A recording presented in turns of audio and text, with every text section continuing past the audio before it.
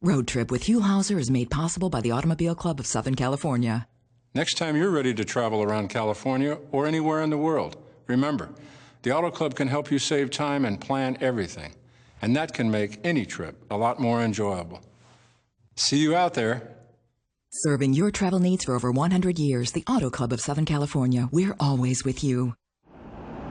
I love driving north from L.A. on the 5 freeway, going high up and over the mountains on the Grapevine. And then all of a sudden you head downhill and pop out of the mountains into country that's flat as a pancake. You're in Kern County, oil and agricultural country, and you're entering an area rich in history and full of good people. We were full of excitement because we were heading to good old Bakersfield on a road trip.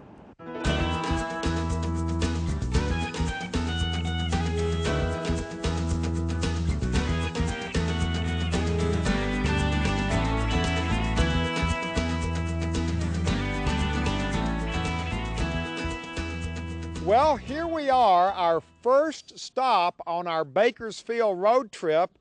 Actually, Bill, we're not even close to Bakersfield, are we? Not too far away, about 27 miles. It's due east of here. Okay, so we're 25 miles away from Bakersfield, but we wanted to come here because everybody told us that this was a must stop on our trip up here. Introduce yourself to everybody. Bill Moffitt, I'm the unit ranger here at Tule Elk State Reserve. Okay, this is not a state park, it's a state reserve. Correct, which one of the units of the state park system, California State Park System. All right, now tell us what we're going to see here today, because I've seen pictures of Tule Elk, but I've never actually seen one in person.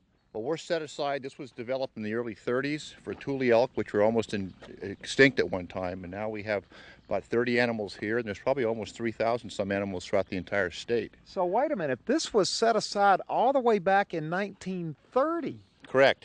The animals used to roam the Central Valley here, herds of probably 500,000, and then with the settlers, the Spanish coming in, the missions, and finally the gold rush, they got decimated down to, there was one last known pair that they could account for in the 1874. Wait a minute, it went from 500,000 down to one pair. They were wiped out of the Sacramento Valley very quickly when the gold rush came. The miners came here, couldn't find gold, and those that wanted to make other money could sell the elk. They suddenly became worth a lot of money, and they were exploited for that. Then when this area down here was settled, they were hunted out and chased out and moved out for cattle, for ranching, etc. Now, were they used for food, for hides, for food? Mainly during the Spanish and the Mexican period, hides were very important with the cattle, and the meat wasn't worth much because the refrigeration wasn't around then. But then when the Americans came in here, they had that yearn for meat, and it could be sold. They were essentially not worth anything at all. The hides for the cattle were worth about $2 in those days. They suddenly became worth $35 a piece for their meat. So here were the free elk for taking, and they were taken. Well, now I got to tell you, I'm standing here looking out. I'm beginning to get acclimated, but at first, I don't see anything out there. Yeah, it's pretty remote. One of the reasons they call them Tule elk, because that's the last place they were found. They've been called dwarf elk and California elk, but they essentially got run into the Tules where they could hide out and they could blend in. We have a pond right here, which they can hide sometimes in. They'll come down here for water and for food in the area. We won't even see them. We can hear them. We can hear coots out here now. But far out in the distance here, there's some little bumps out there. Those are actually the Tule elk. Those are large bulls, about 600 pounds each, standing out there. A couple of them are sitting down, a couple of them are standing. There's about 7 of them right out there. And right now we have. How do you get to see them? Come up on this platform, so we're elevated above the vegetation. Then we have a 20-power scope here. Oh, okay. So you got a scope. Yeah. That you just take a seat in there. Sit here. It all right down your lower. Oh, there they are. Yeah, a couple of them are just laying down. Oh, that's great. They're really like a cow. They have multiple stomachs. They'll graze in the evening and the morning, and then sit down all afternoon and just essentially chew their cud. So there are 1, 2, 3, 4, 5 of them out there. And there's a few ponds about a half a mile out. We have some more ponds, which are run by, I have a solar panel array of panels which pumps water for them. So it's all self-contained. They can go on that water, they can drink, they can get in the water during the rut breeding season in the summertime. The males like to get into the water. Normally they'll come up here, they'll be in these trees, and sometimes they'll bed down in these trees. You get an excellent view with the scope right here, and they'll be feeding in this area right off the distance past the cattails tules here, so you get a very good view. They're farther out right now, but they'll tend to move around. Even in the middle of the day they'll move around somewhat too. Now, do you have a lot of people coming by? This is out of the way. It's nice. It's kind of a little city park picnic area here, which is really yeah, nice. Look, we've got a nice park area with trees. Yes, a little oasis. Actually, it's nice for wildlife because we have a lot of breeding birds that come in here. So it's a good birding spot. Picnic area is nice, and this platform is nice because you're up out of the sun or out of the elements at any time of the year. The scope's always out here. You can look out and see that the elk amongst their what used to be natural habitat. But basically, people walk up, can read the panels on their own, take a look at the elk, and then we have the visitor center, which we have open if people are here. And also for the tours, if they make arrangements for the tours, we'll give them a more detailed talk and take them out there amongst the elk and amongst the other wildlife. Wow, what a nice place. Wow, congratulations. And the real story here is that they're back. The Tule Elk are back. Right. They were, as I mentioned, we went from 500,000 animals until when the gold rush period was the big crutch that knocked them down. There was a little bit of impact from the mission period. Native Americans had very little impact on them, though they lived right among them here in the wetlands. But then they were hunted to virtually extinct species, and there was no protection laws. There was laws put in the books in the 1850s, but there was nobody to enforce them. They're protected in this area now, which is nice because it used to be their habitat, and we're still making attempts to get more water back in here, more of a wetland type habitat. There used to be higher dry land and lower wetlands, so it's a mix of habitat for them. You like to talk about Tule Elk, don't you? Yeah. Well, thanks a lot. Okay. This has been great. Our first stop, we had to look at them through the binoculars there, through the scope there, but you can sure see them. They're right out there. The Tule Elk are back. Well, we have made it to Bakersfield. We are in downtown Bakersfield on the corner of 18th and F Streets. There's the world-famous Padre Hotel off in the distance back there. Lots of very colorful stories about the Padre Hotel. And here to greet us, standing right out here on the corner, Mary. Hi. This is a very interesting part of town. I Yes, had it never is. noticed this big building back behind us. That's a Masonic Lodge. Which looks very old It's and very lots of old. history It's very connected old. with that. Our house was built in 1905, so it's close to that age. And across the street, I noticed these are very nice old apartment buildings Yes. that look like they've just been kind of restored and spiffed up a little bit. Yes, they have. Just recently, they're called the New Yorker Apartments, and quite a few movies have been filmed around there. Really? Yes. What kind of movies? What movies? Do you know? There was one with Tom Hanks in it that we were really excited Really? about, so we got to watch it. And Oh gosh, and where you watched it from, and the reason we've met you on this particular corner, you were talking about your house. Yes. It's not really your house. No, But, it's called Guild House. It's a nonprofit restaurant. We raise money to help the Henrietta Wild Child Guidance Clinic, which aids children who have emotional and behavioral problems. So the idea is, you all, would you buy the house? Yes. The group bought the house? Yes, we moved here in 1966. Well, it's a beautiful house, and the neat thing about it is you've invited us to join you for Oh, lunch please, here. Come on in. We're inside the Guild House, and Mary, this is wonderful. It is so nice. We just are so excited about our house and just love to share it with everybody. It feels like a house in I here. know, I know. And these ladies over here aren't even eating, they're playing cards. They come at 10:30 in the morning and they play bridge, and then they'll stop and have lunch, and then they'll pick that right back up where they left off. You have to throw them out of here in the Yes, afternoon. exactly. We have to tell them to go home. Now, as nice as this looks, and this really has a wonderful ambiance to it. Yes, it does. You wanted to take us away from the dining room and into the kitchen. Yes, because this is where the action is. What do So you mean come on where with the me. action is? Oh, you'll see. It's pretty mass confusion.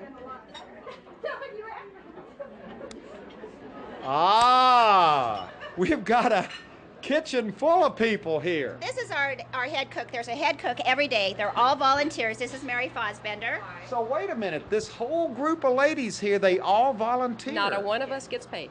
Now, is it the same, not the same ladies every day? No, that's what's made, that's 135 Oh, you're the Thursday girl. I got you. Okay. Who made the quiche? This is great. All of us did. And every day the menu changes? Every day the menu changes, and every day there is a different work crew. That's the miracle, that it all happens and it works. Wow, and this has been going on for how long? I've been a member for over 30 years. And, Really? yeah. Oh, there are the yeast rolls down in there.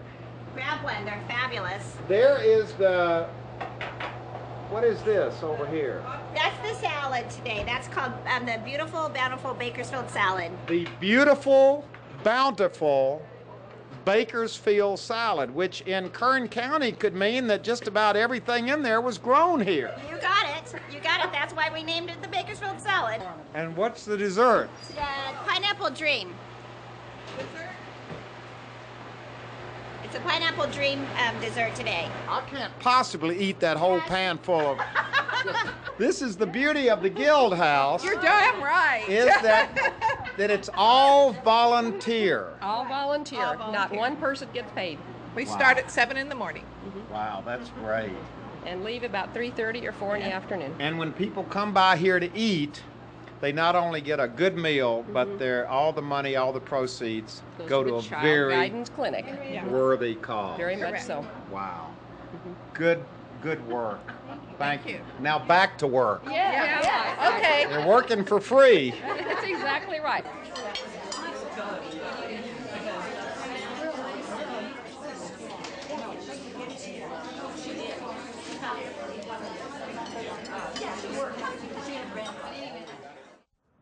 Well, after a delicious lunch at the Guild House, we have walked just a few blocks. We're still in downtown Bakersfield, and I got hold of this brochure put out by the City of Bakersfield Historic Preservation Commission.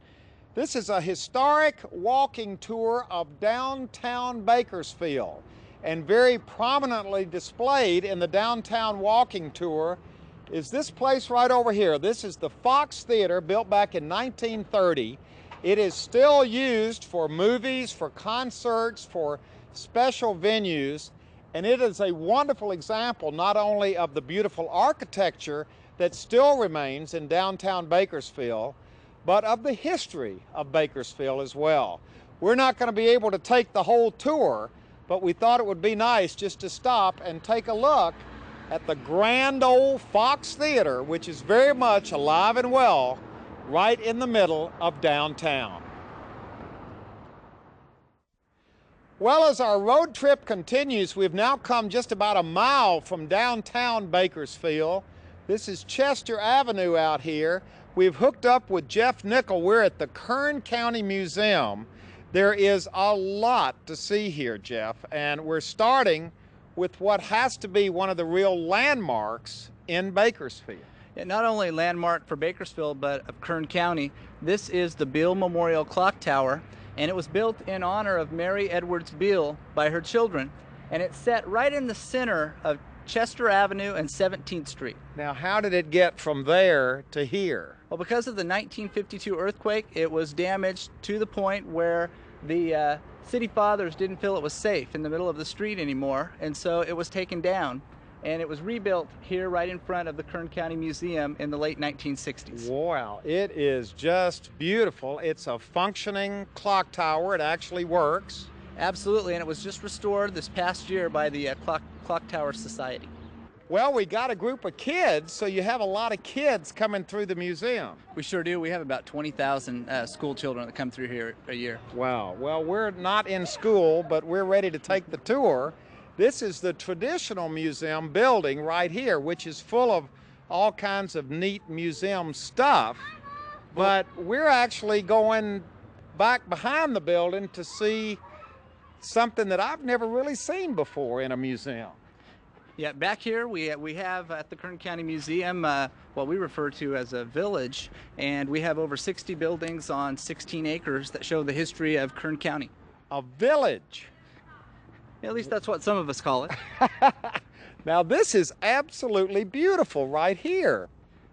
This is the Huell house, and it was built in 1891 in downtown Bakersfield. It was moved here in one piece, so it came right up Chester Avenue, just where we left, and now has a permanent home here at the museum. So what's the deal? This whole park, how many acres is it? 16 acres. This whole 16-acre park is made up of buildings like this magnificent house that have been moved here from other places in Bakersfield and, you know, made into historic landmarks. Exactly. This is the place to come if you want to know about the history of Kern County and the West, for that matter. Now, this is an example of... This is a Queen Anne Victorian, and it was built in 1891.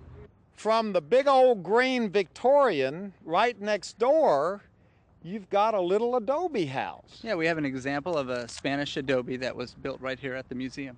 Okay, so we got an adobe, and that's a lot of people would have lived in houses like that in the early years here in Kern County. Absolutely. And this looks like an old store of some sort. This was the Pyrenees Bakery that was in East Bakersfield. Right now it's displayed as a watchmaker, dressmaker shop, but we have plans to turn it back into a bakery. So this is the actual bakery building that you all moved here. That's right. Everywhere you look, you got a house. Everywhere you look, you have a house, and you have different businesses and different time periods, so it's really a great lesson in history. This is an exhibit building that we have, and it is our Joss house to show Chinese history. So you've got the Chinese history, you've got the Indian history, and this is a great house too. Yeah, this is an example of Jewish history in Kern County. This is the Huell house. It was built in 1882, local store owner who had a shop down in downtown Bakersfield. And this would have probably been a mansion. This was considered Kern County's first modern home. It actually had running water in it. Oh my gosh. Didn't have, does that mean it did or didn't have outdoor? So it has indoor facilities. Oh, okay, great. This is a two-story job down here. This was originally a ranch house, and right now it's exhibited as a fraternal hall, so you can go in and learn all about the Elks and all of those folks. And we're walking right by the undertaking parlor. If something happens to you while you're here at the museum, we have the facilities to take care of that. Nice undertaker parlor, and you can see how they used to take care of folks when they passed on back in the 1800s. There's a body in there. Not a real one, I guess. The kids like that. Yeah, I bet the kids love that. The Hotel Fellows. This is another building that was brought here to the museum. It was about 15 years ago that it was brought in, and this was 1910 is when it was built. This was right out there in the middle of the oil fields near Taft, and it's just a wonderful landmark. And here's a lady whose job is to clean up the whole town. There you go. Really, I mean, you've got the whole town to clean up. The whole town. Lots of windows. Lots of windows, lots of artifacts. Lots of cobwebs, Lots of of dust, lots of spiders. Yes. But it's got to be a lot of fun for you. It is. It is a wonderful place to work. And do you feel just immersed in history when you're here? I do. I do. I feel like I'm just queen of the town. She is queen of the town. Absolutely. If you keep this place clean, you've got to be the queen. See you later. Keep sweeping. Look, she's got her broom, she's got her mop, she's got her feather duster, the whole thing. Bye-bye. So this just goes on and on. You could spend probably, we've just been walking down the road, but you could literally go inside most of these buildings. Yeah, you can go inside of a lot of the buildings. We even have tours of some of them different times during the day, like the Huell House and the Log Cabin and the Fellows Hotel, which we just passed. So you could easily spend half a day down here and still not see it all. Here's a street that we missed right here when we were walking on the other side. There's a bank building and 4 or 5 other buildings over there. Yes, that's where we have our dentist shop, our doctor's office, Wells Fargo depot, and photography shop. Wow, this is just great. There are not many museums like this, are there? Yeah, not on the West Coast. They're few and far between. Why Bakersfield? Why did this happen here? Well, because of the forethought of some very wonderful people back in the 20s, 30s, and 40s. Who started this, and it just keeps growing and growing and growing. So if you've got a building, a historic building in your town or in your backyard or in your neighborhood, and you don't know what to do with it, call the good people here at the Kern County Museum. Do you have any more room for any more buildings? We have a little bit more room, but if there's something real special out there, give us a holler. Well, we worked up quite an appetite walking around the Kern County Museum, looking at all those buildings. So now, as the sun sets, it's time for us to go to dinner. Now, when you think about dinner in Bakersfield, you gotta think about Basque restaurants. And when you think about Basque restaurants, one of the best around is right here, the Wool Growers Restaurant. We are getting ready for a Bakersfield treat. And here to greet us inside are, introduce yourself to everybody. My Tia. Nice to meet you. Very nice meeting you. Jenny, my Tia. So this is mother and daughter here. And the whole idea of Basque restaurants in Bakersfield, where does this Basque connection come from in Bakersfield? Because there's many of us, and we didn't want to always work for somebody else, so we started the restaurants. Now, why did the Basque come to Bakersfield? When did they come to Bakersfield? Oh, they came way before the 1900s, way before, but they were sheepherders mostly. And then farming, dairymen, we have everything. So they stayed? They stayed, yes. And how many Basque live in the area now? Here in Bakersfield, I would say probably around 3,000. 3,000. But there are a lot more people than that who like to eat Basque food, aren't there? Well, of course. We talked a little bit earlier, and you kind of took me around to introduce me to some of the people who work here. Yes. Can we go back in the kitchen? Sure. Because you Basque stick together, don't you? We have to. That's why none of us are ever on welfare. Ah, okay. Go to unemployment. Okay, now That's wait a minute. That's a no-no in the Basque thing.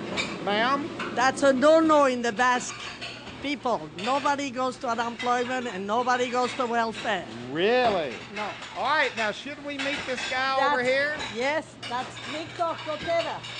Victor. He's been with us 20-some years. Howdy, how you doing? Okay, how are you? Nice to see you. Now, are you from Basque country back in Europe? Spain, yes. From Spain? From But the you're Spanish not from side. Spain. I'm from the French side. From the French side. And he's from the Spanish side. Ah, but the two sides get along. You bet. Don't they? We all like to work and we all like to make money. And this is a Basque, Mexican Basque. We adopted Mexican him. Basque. Hi, how are you? Yeah, wait a minute. What do you mean a Mexican Basque? Well, we adopted him. He's so good. Okay. And what are you working on there? That is, that's all chicken. Chicken. So you like to eat Basque food as well? Yeah. All right, the tour. Wait a minute. Where are you from? Where am I from? Are you Basque? I'm Portuguese. Portuguese. Well, now, were there Portuguese Basque?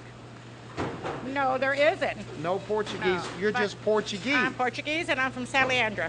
Ah, okay. And I've been working here for a lot of years. Really? So when people come here, they stay here?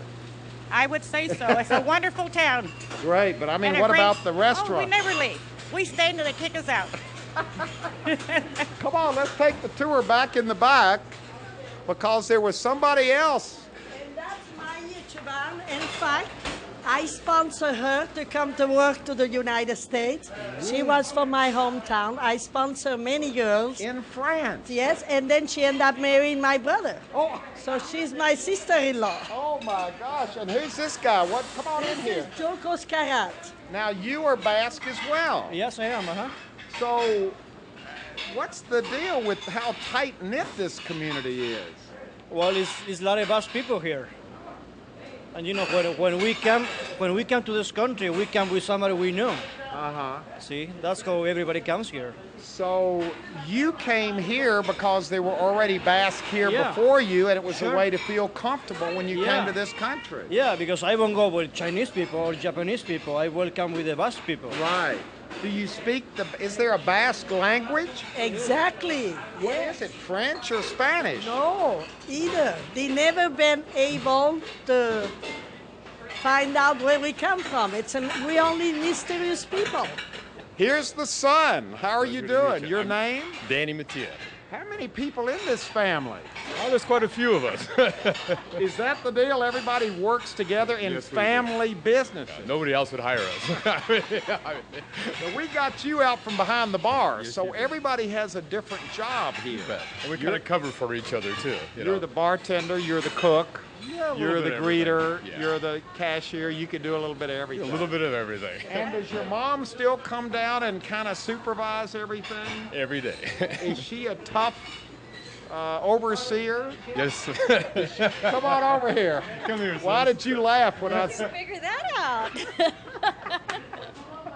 I'm getting the picture. Yeah. I'm getting the picture. Well, we put her on Social Security about, what, 12 years ago? No, I work for nothing. Okay, now we've come into the back room. Is it always this crowded here? Yeah, today is a weekday. It's not so bad. On Saturday and Friday night, you have them clear over there, on the hallway, in front, all over. Look out here. We've got a whole big banquet room here. Yeah, but the 17s are not here yet. I have another one coming there. So there are a few empty tables, but they're getting ready to fill up. Yes. And you got another room over here. Yes. Let's walk in here and see what's going on. Oh my goodness. We got another whole banquet in here. Hello, everybody. Is everybody having fun? See, I think that's part of it. Everybody likes to just come here and hang out and have a good time. Yeah, and they don't have to be fancy, and it's always... It's not a fancy place. No. We're here with a birthday party for my granddaughter, 18th. Great. This place has those kind of things in Bakersfield all the time. So we've been coming here for years for these kind of events. Wonderful. Now, what wonderful is it place. you like so much about the Oh, place? it's the the ambience. food or the... Oh, well, the food is excellent. Everything is excellent. And the ambience of the place and the owners are friendly to everybody. It's a wonderful Bakersfield tradition. Thank you, These thank folks. you. My Where's son-in-law. the birthday lady? There's the birthday gal Happy right here. birthday. Happy birthday. All right, we got something going on over here. What's happening here? Well, we're all getting together because tomorrow we all get together and go to Rankin Ranch. We all grew up in Bakersfield. And we all come to Wool Growers. Remember our childhood, and then we have to go to Dewar's and have our black and white tomorrow. Two of the Dewar twins are. Boy, this is a real shy group we've got here. Nobody wants to say anything. But we're all from different places. But you all come back to Wool Growers. That's right. That's right. We go to Dewar's and we come here and then we go to Rankin Ranch. Wow. Once so a you got to year. have a big Basque meal? Absolutely. They're certainly starting off with a little Basque wine here. I can tell you that much right there. We're having a pecan punch, which is typically Basque. A pecan punch. It's called pecan punch. Ask Maia about it. What's in the pecan punch? Pecan punch is grenadine, pecan, brandy, soda, and a lemon twist. And it's a Wow. Basque. Well, let's have a toast to this group of ladies with their pecan punches. Oh boy, they're going to have a great reunion. Goodbye, ladies. Okay, we're back in the main dining room, and we're hooking up with this lady right here who I met when we walked in the door. And I came up and asked you if you were Basque, and what did you tell me? I said, no, I'm not. I'm just a sweet little Bakersfield Okie girl. My name is Pat. Nice to meet you. Yes, You're one of the thank you. few people here tonight who doesn't claim to be Basque. Oh, well, I should be. I've been here 22 years. Really? Yes, but we have a lady that's been here a lot longer than that. She's not here tonight. Yes. All right, now what we've done, we've kind of got everything out on the table. Give us the idea of what a Basque meal is, because first off, everybody kind of sits at big tables if they want to. Well, it's kind of community food, isn't it? Yes, but we always go off the menu here. We're not boarding house style, so you can order what you would like off the menu here. Okay, but this is a Basque meal. This is a Basque meal. This is the first course right here. That'd be the soup, the vegetable soup, which we make the beans, the hot sauce. Now We wait a can minute, add let's a little just show bit the of- vegetable all right, soup. The vegetable soup. Lots of homegrown veggies in there. All right, so you put it Okay, right in the and you bowl put it here. in the Let's put it bowl. in the bowl like you'd normally do. That's the vegetable Yes. soup. Now And that's Basque. This is Basque. This is country Basque, yes. Wait a minute, And then you then, put the beans in the it. soup. We're going to put a little bit of hot sauce. Oh my gosh. Okay, Sit this is down fresh and- bread, Fresh bread. cheese. Little blue cheese, and this is the Monterey Hard Jack. Okay, then we move from that's just Okay, the first That's course. your first course. Then we'll move to the salad. This is the Caesar salad. This is the romaine lettuce with the blue cheese dressing on it, which we do ourselves. Uh-oh. And pickled beef tongue. World Pickled famous. beef tongue. Everybody comes from Arizona, Scotland, New York, just to have our pickled beef tongue. Okay. Okay. Marinated tomatoes and Basque style cottage cheese. What is it makes it Okay. Basque style? It has mayonnaise, little green onions, a little touch of garlic, and salt and pepper. Oh my God. Now this is all one meal. Okay, our Then next we got, course. oh, look This is at, our main courses now. This is scampi. This is the French style scampi. Oh, it's in a my. lemon cream butter sauce. Oh, my and it is just like gosh. heaven. Now that's French, Yeah, from the this is French Basque. This is the French. Then we got American style fried chicken. Yes, but the garlic makes it Basque. Oh, okay. Okay, you add a little garlic. French fried, those are American French fries. No, sir. These are French fries. My boss did not know what a baked potato was, so she came to the United States. Really? The French fries are from France. Well, that Yes, makes sense. yeah. They're French fries. And these are the best. We All have right. been known for our French fries. Then we got, We have rice to go with the oxtail stew. oh, oxtail Oxtail, stew. yes. Real good oxtail stew and a nice thick gravy with fresh Now, you carrots wouldn't in it. order all of this meat. You'd just order one of these, wouldn't No, you? you would go off the menu. So let's say you had a family of 4 here. Somebody would, maybe they would use a scampi for an appetizer. They would have the lobster. Then we have our beautiful lamb chops. Oh, look at That's these what lamb we're known chops. for. That's what the Basque is. And then you add a little bit of garlic to it. Oh, my. A little bit of garlic. That's the Basque. Oh, my God. Are you getting hungry sitting here watching us talk about all this food? We just did it.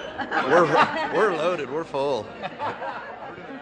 Well, this is, oh, wait a minute, we forgot the dessert. We're not finished yet. Yes, this is the Basque flan, the caramel creme. And this is the flan, yes. This has a little bit of probably brandy or... Wow. Yeah. And this is all just one meal. One meal. And we also serve ice cream. And then we are famous for our spumoni ice cream. You're also famous for your pecan punches, aren't you? Yes, they're so good. They're good for before dinner, between dinner, after dinner. Yeah. Okay, we got the whole brood gathered around you here, and since we last introduced ourselves to everybody, we met there's some new people here. This is Victoria, my granddaughter, the youngest one. Hello, Victoria. Her mom. Say hi. Hi, how are you? She's Shane, right here, the grandson. Ah, how you doing? Nice Good. to meet you. And we got other assorted family members throughout the whole restaurant. Yes. Well, And we've already JC, met. you already We've met. met. Yeah. Wait a minute. How did this Okie get in here? She's as wonderful as a Basque. Well, that's the way it is. We have had a wonderful time. Thank you so much. This has been so much fun. It's really an honor. Well, it's an honor for us because look what we're getting ready to eat right here. Yes, go ahead. When you come to Bakersfield, you got to come to the Wool Growers and not only have this delicious, wonderful Basque food, but have a history lesson and meet a lot of nice people too. Wonderful. Thank you. It's all so part of much. the territory, and it's a wonderful way to spend an evening. Thank you Thank very you. much. And Thank now we're going to tackle this table of food, and I bet you we can make a pretty good dent in it. Oh, I hope so.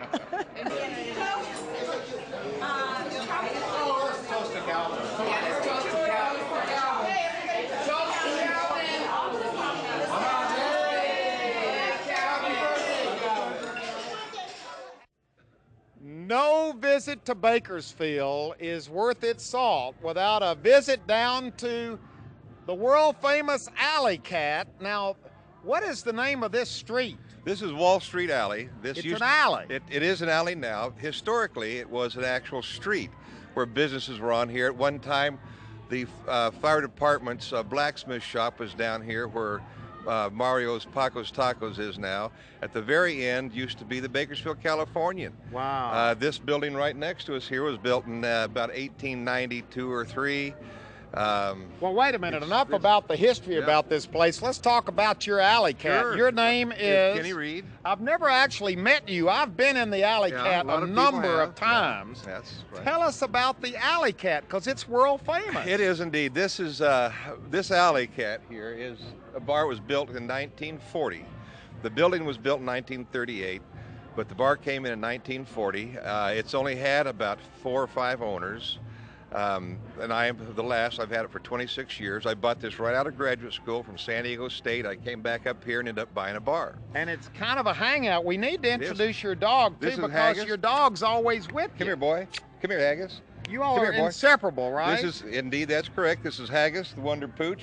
He goes everywhere with me. He goes to my doctor. My dentist has to move him to work on my teeth. He goes to board meetings, city council meetings, Long's Drug, wherever I go, this dog goes. All right, let's go in the alley Come on, cat, Haggis. because now it's Thursday night. It's about 10 o'clock. We just came from the Wool Growers, where we had a great evening. Oh, yeah, Danny is a good friend of mine. I've had. Now the deal Wait a is, minute, wait a minute. deal is, we're now going into the alley cat. Oh boy! Now this is kind of a typical night in here. This is a typical Thursday night. Friday night, you wouldn't be able to walk in here at all this time of night. No. So you got, are all these people at the bar, are these all locals? Yeah, pretty much. They're in here sometime during the week. They'll all show up. We have one pool table. It's one of the better pool tables in town. We are reputed as having the best jukebox in Bakersfield. Yeah. Yeah. Howdy. Huell Hauser. Yeah, I love your show. I love your show. Tell us, we're doing a little story on the alley cat. Tell us about the alley cat. Kenny Reed made it all happen. This picture right here, my 8th grade art teacher painted this mural right here. Get a look at that. Oh, right over here. So you've got murals and artwork all over the place. Yeah, this particular mural, Huell, I had this done by a customer in 1977. And what it was a perspective of the alley cat looking west down the alley on a rainy day in the evening. That was before the parking structure, and this is the old Padre Hotel, which has all of these. This is very accurate. Each car belonged to one of my customers. We had a raffle. This is my car I drove into college and graduate Look at school. this. This is your car from college, Got a right ticket here. on it. This is what I brought. This is what I bought. You got a lot of tickets back then. Back then, they were only $5 a ticket. I just considered the cost of doing business. Now let's turn around and get a shot looking back out here, because it's kind of quiet tonight, but it's a good night. Yeah, I mean, you kind of get a sense of what's going on here. This is what you would call an old-fashioned local saloon. Right. I prefer to call it a saloon. It's a nice old bar. We open at 9 o'clock in the morning. Wait a minute, 9 o'clock in the morning? I started doing that after years of opening at 6 a.m. A lot of our older customers had passed on, and the drinkers aren't like they used to be. They get up and the first thing they do is come down and have. So they start at 9 now they instead of start 6. Yeah. So the country's safe. And how does this all fit in with what Bakersfield is all about? Well, believe it or not, this bar is pretty much is a cultural statement about downtown Bakersfield. Wait a minute, a cultural statement? That is correct. Downtown is the place where most of the entertainment goes on. We have wonderful restaurants, the Old Fox Theater. We have several nice nightclubs. The Alley Cat just kind of led it. I've been here, like I say, 26 years. Hasn't always been like this, but I've been involved in city politics and redevelopment.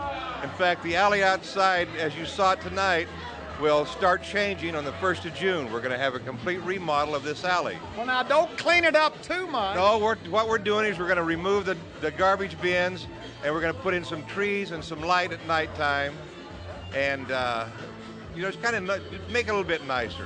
What is it about the Alley Cat that has made it such a local institution? Wish I knew, Huell. There's some about our ambiance. I have seen bars come and go. Guys dumped hundreds of thousands of dollars in really nice joints, and after 2 or 3 years, they're gone. This place has stayed year after year after year. It's the most incredible thing. And I try to change a wallpaper, they throw stuff at me. If I try to paint, they get mad and say they'll leave. They want it just like it is. Well, it's authentic. It's very real. authentic. That is correct. It is an authentic joint. It's the Alley Cat. The world famous Alley Cat. I've got T-shirts all over the world that says world famous Alley Cat on it. Now, right outside the Alley Cat, we've run into a group. What's the name of this group? It's just a bunch of borrachos on wheels. And they're all from Bakersfield. They're all from Bakersfield. They're all Latinos. Now, what's the deal? Y'all just kind of ride around town on Thursday nights? No, we ride around every event that we could get to, charities and everything that we could do. They're all Latin individuals from Bakersfield who ride Harley Davidson, very far enthusiasts of Harley Davidson. Right, and the name of the club is? Well, Latinos for here in Bakersfield. I was waiting for you because I heard it last night. You're gonna be here, and I seen it for long. So let's get a shot of the group over here. Let's get a shot of the bikes over here. Let's get all the bikes going here. My wife right there. How you doing? She's for Ventura and San Fernando. These guys for San Fernando too. Look at this. Here's our group here.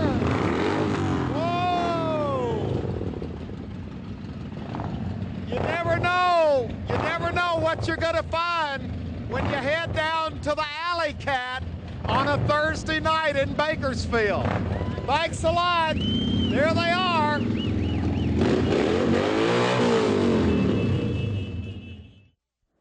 Well, we're getting kind of a late start this morning. It's about 11:30.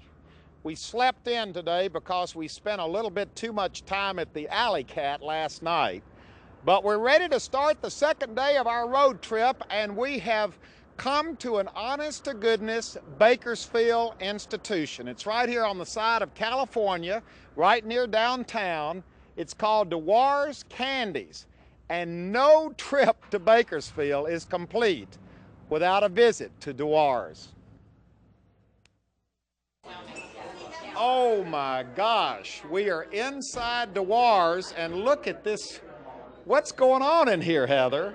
Oh, these are all of the wonderful customers that we always have, and we've got a special occasion today. There's a lot of ladies from the class of, I believe, was it 58? We met, these are the ladies from Wool Growers last night. Oh my gosh, we're being stalked by these ladies. They're wonderful, and it looks like they're having a lot of fun, and they definitely have a good taste for ice cream and candy. And you know what? It hasn't been this quiet in here for a long time. You all got quiet. I tell you what, come on down here, Heather. This is great. Tell us a little bit about why the ladies are all here. Well, we all grew up here. Some of us have known each other since kindergarten, and every time we come back to Bakersfield, we end up coming back here to eat Dewar's Chews. We love it. The chews and the ice cream. Oh, and the ice cream. That's right. This brings back childhood memories, right? Because when we were in junior high school, it was right about the time of one of the earthquakes, and our junior high was condemned, so we'd ride our bicycles across town to school every day, and we'd have to stop on the way home, of course, to get our... You had to stop on the way home.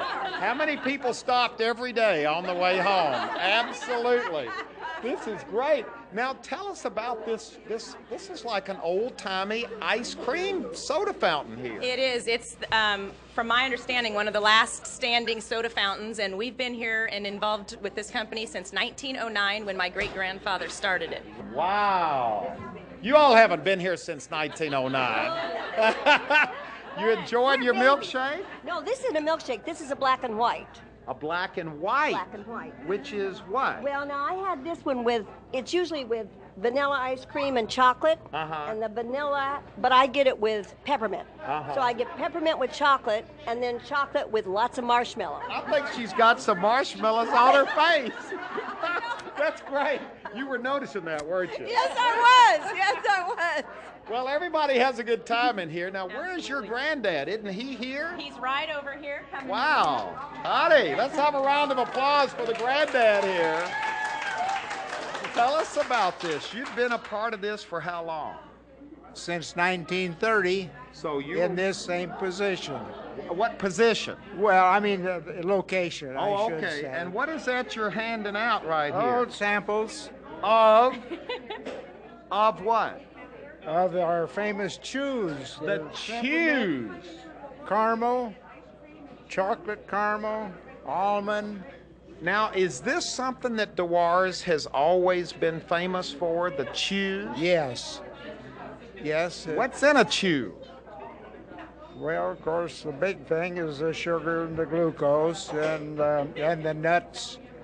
We make a big 25-pound roll of nuts, peanut butter, and then wrap 50 pounds of candy around it. Gosh, are we going to be able to see some of that? Absolutely, we'll take you over to manufacturing So shortly. you make it right here on the Right on the spot. Well, let's get one more shot of all our ladies over here. Ladies, we're gonna leave you right now and go over and watch the stuff being made. Have a great reunion. There they are. Boy, I'm telling you, it's the whole group here.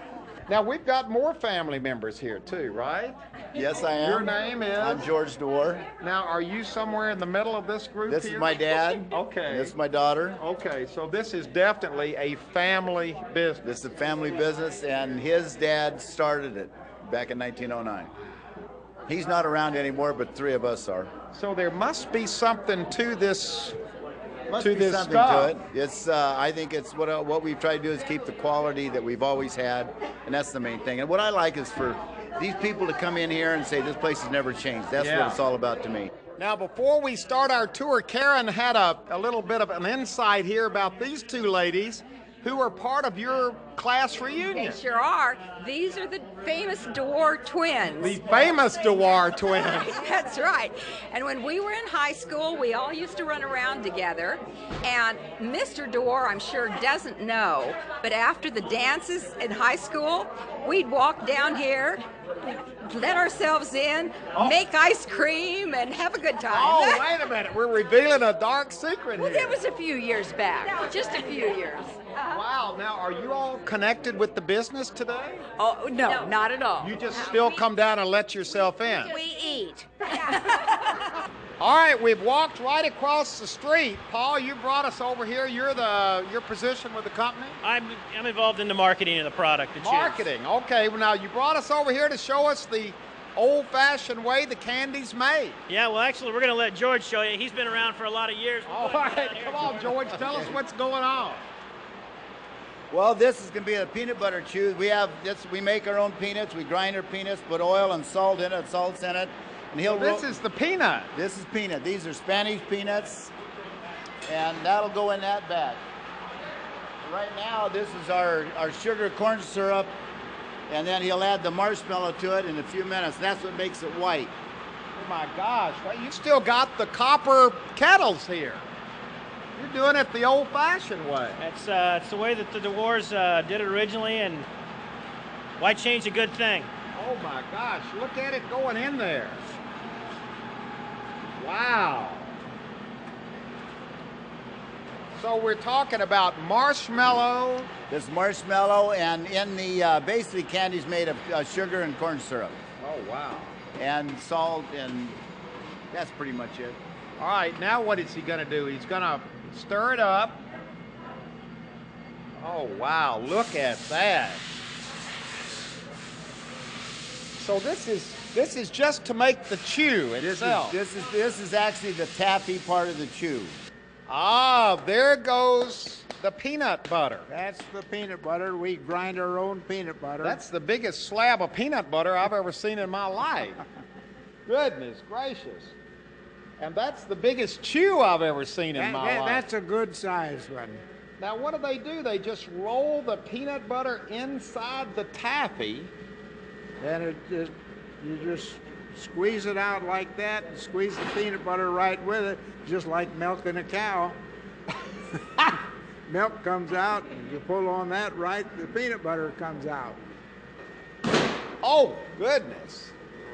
So it just goes right in there, and it kind of squeezes it down. Absolutely. It starts big and huge, and then it goes down through many different areas in the machine, and it comes out to about a 2 or 3 inch chew. And here come the chews. Here they come. Plenty of them, too, and they're fresh and yummy.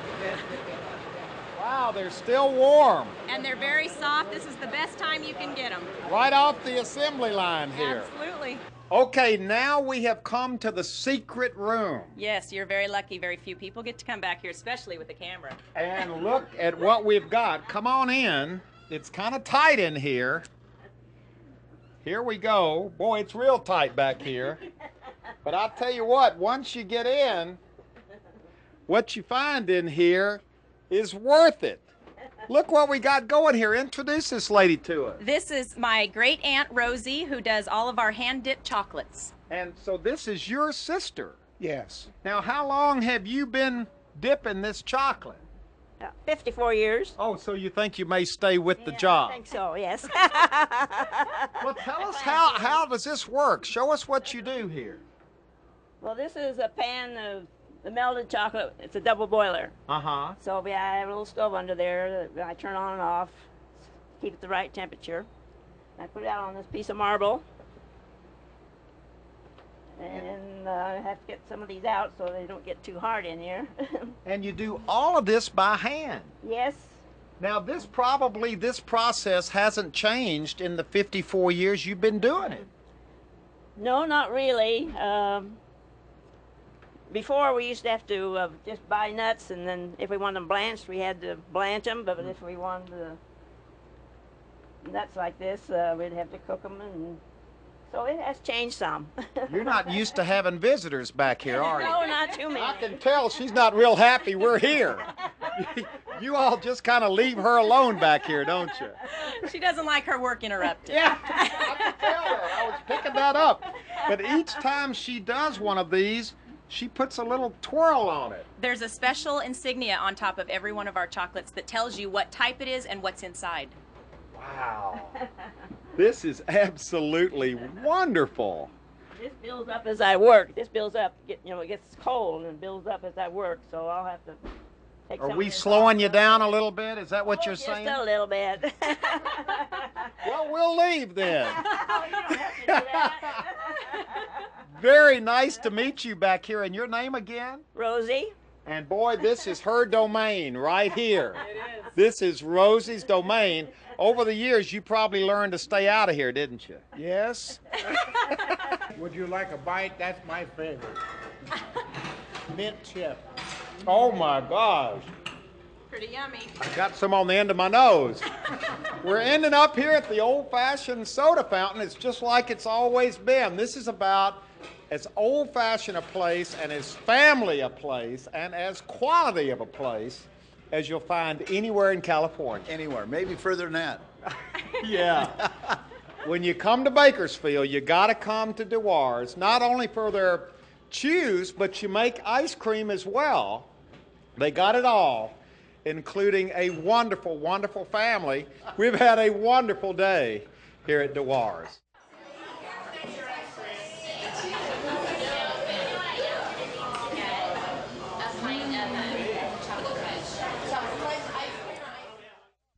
Well, we're ending up our two-day road trip to Bakersfield with just about the most popular and well-known guy in town. Buck Owens, you are a performer, a singer, a songwriter, a country music legend, and many people in this town consider you Mr. Bakersfield. Among other things, Huell.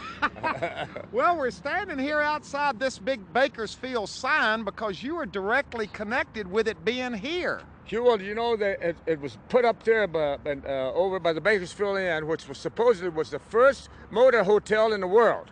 And it went all the way across 99 there, and when the freeway moved over here, well, a lot of the town moved over, and they left a sign they were going to dynamite it, was going to implode it and get it out of there. And so finally, after about 4 years, nobody else would do it, so you'd be surprised what it costs to be a hero here. But I didn't mean that exactly. But you know, it's a great sign. It's a legendary sign. You see it in movies, you see it on posters, you see it in videos, you see it everywhere. So I brought it over here by the Crystal Palace. What happened? It had just fallen in disrepair, and the city was going to take it down because it cost too much to repair. Yeah, and they didn't have. They said it didn't have the funds to do it, and so I went out and found the funds. And I did have some people help me. Let me say that. Too many to, know, to name, but anyway, we got the job done, and by the way, it was quite a job. Boy, it makes a real statement here, and if there was ever a part of Bakersfield history, that's it right there, and you saved it. Well, you know, me among many others, I'm sure. Well, congratulations. Thank you, and now we're here to talk about another part of Bakersfield history. This has just been here about 6 years. 6 years. But in only 6 years, you've made quite an impression on the town with this place that you call the Crystal Palace. Yeah. Well, you know, people ask me why I called it the Crystal Palace. Well, I don't know. You know, I saw Crystal Palace around for years. You know, here was the Crystal Palace, the old John Wayne movies and all that, you know. And so I wanted to build a place and have a place where people that loved country music and other kinds of music could come in and have a nice, expensive dinner and drink some expensive wine and listen to some good old honky-tonk country music. And that's what I did. Okay, we are inside the Crystal Palace. Things are kind of quiet right now, but they heat up at night, don't they, Bob? Yeah, well, along to about 5 o'clock, things start to jumping now, Huell. Boy, now this is a huge place. What in the world, what was the idea behind building something like this? Well, Huell, I wanted to build a place, you know, when I was learning to play music, all they ever had was that little old honky-tonks around on the outskirts of town, you know, and I always said if I ever made it, I was going to build a place like this where everybody could come, anybody, but you could go and listen to good country music and have a big old steak or whatever you wanted, and you know, you didn't have to go to the outskirts of town, some little honky-tonk, and you know, as of today, I guess this is the only place in town that's left that has live music 5, 6 nights a week. Well, you pack them in here, not only locals, but people from literally all over the world. Oh, really? They come from everywhere. And we get emails, you know, we're on the internet, and every Friday and Saturday night with our show, and we just have a great time doing it. Now, I wanted to come over here and take a look at the bar because I've heard about this car you've got here.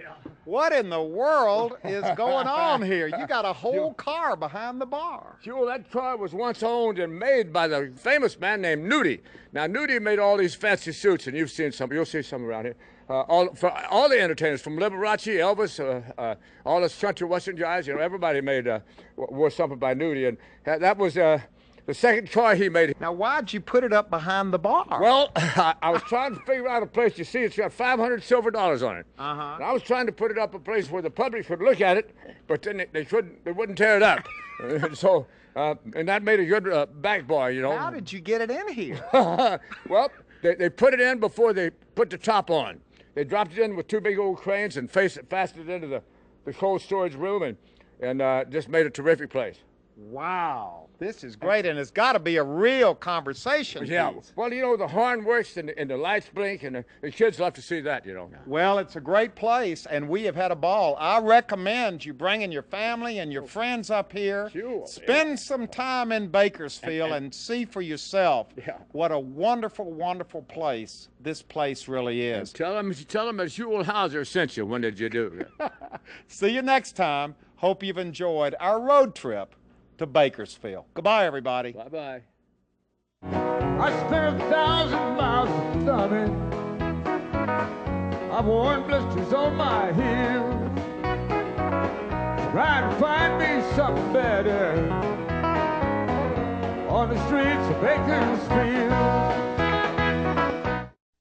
For a videotape copy of our road trip to Bakersfield, you can call 1-800-266-5727, and we'll be glad to send it to you right away.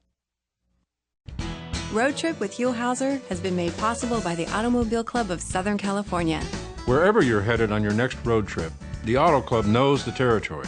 For travel tips or comprehensive destination information, as well as booking your next family vacation, our website is a great first stop on any journey, no matter how far away your destination may be.